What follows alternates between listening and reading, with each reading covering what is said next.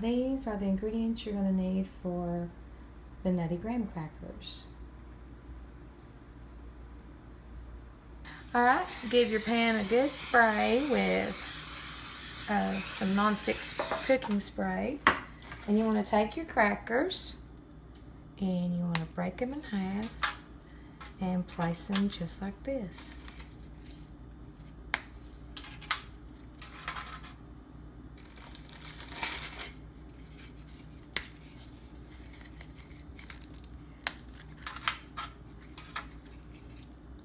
Fill up the whole pan. Sometimes you break one.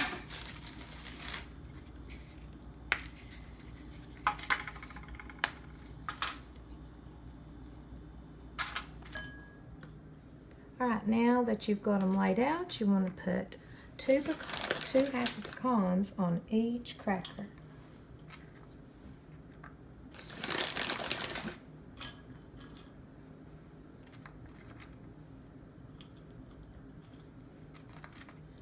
All the way across and down till you fill them up.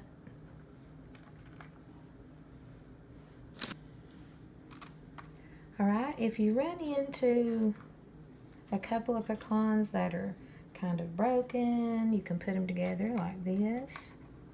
Just put them right together and make a whole one.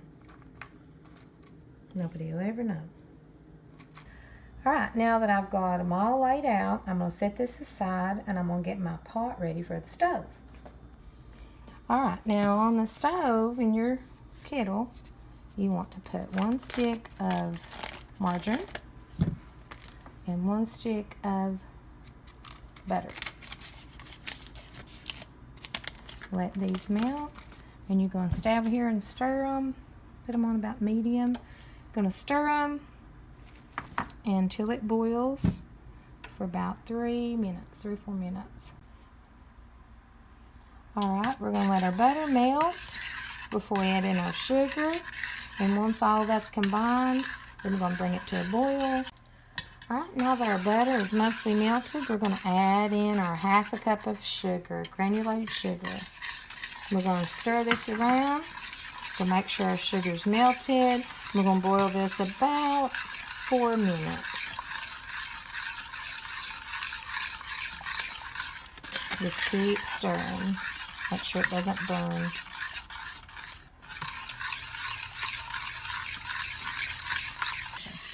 Alright, now it's starting to boil. You want to make sure you're stirring it constantly. You don't want that butter or that sugar to burn. Just keep stirring.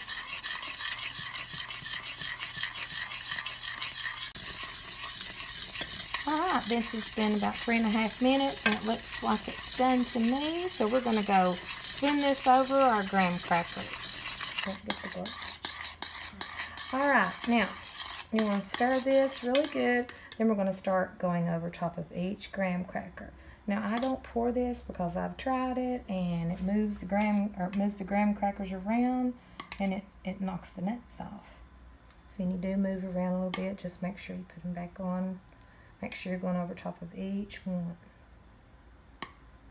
It'll take you a minute, but it's worth it. Okay, just go over top of each one. Make sure you're covering them. You can always go back over them if there's any left. Now this is going to bubble up when it gets in the oven and fill in any spots on the sides that maybe you forgot. These are just really delicious little treats. No matter where I take these to, everybody loves them. Everybody wants a recipe, and they can be a little addictive.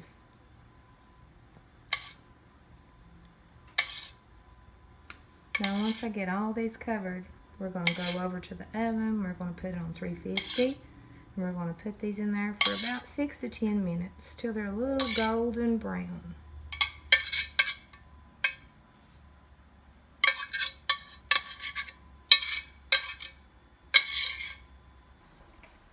Alright, we're going to put this in here on 350. We're going to set our timer for 6 minutes. We'll come back and check them, and if it needs a little bit more, we're going to leave them in there probably up to 10 minutes. Alright, my 6 minutes are up, and I think they need just a little bit longer. You have to watch around the edges and make sure they don't get burnt, but I'm going to leave them in there for about 2 more minutes. Okay.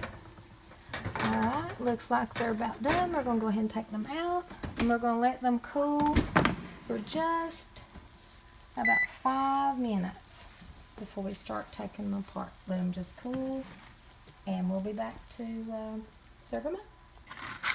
Alright, it's been about 5 minutes, and I'm wedging up under them, being careful not to break them.